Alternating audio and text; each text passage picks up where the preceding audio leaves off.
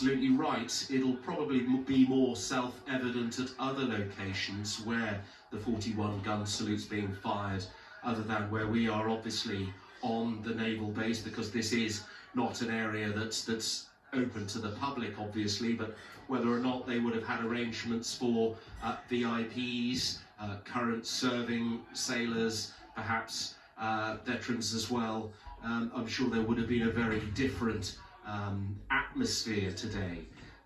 But it's that sort of muted, as you say, although I must say that the guns are so loud it doesn't seem muted at all, but yes, you can imagine crowds gathering in certain locations if they were allowed to do so, but obviously not happening because of the pandemic restrictions today, and Buckingham Palace and the royal family have been at pains to ask people to respect the pandemic restrictions. John Maguire, our reporter in Portsmouth, for the time being, thank you very much.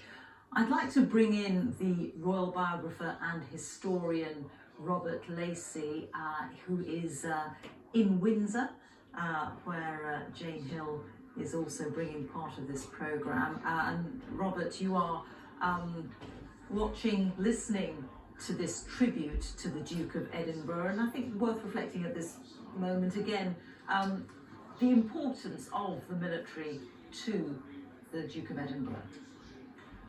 Yes, I mean, and it was, of course, in a military context that the Queen first met Prince Philip at Dartmouth Naval College, and everybody here somehow is conscious of that link. There's a sort of feeling here of people wanting to give support to the Queen at this moment. We've just had Prince Edward and his wife Sophie have just driven past us here. They've obviously been to see their mother, and it reminds us, of course, that Prince Edward's going to be the next Duke of Edinburgh, not immediately, but following the death of the Queen. The title of Edinburgh will be carried on by Prince Edward, and then we'll have a Duchess of Edinburgh, in fact, in Sophie.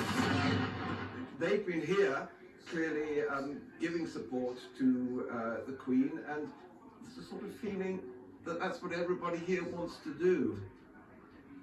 And what is the scene around you, Robert? Because as I was suggesting to our reporter John Maguire in Portsmouth, the public scenes are much more muted because of the COVID restrictions.